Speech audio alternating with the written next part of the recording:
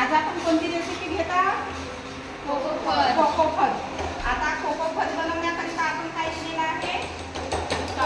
साखर घेतली आहे आपण 3 कप.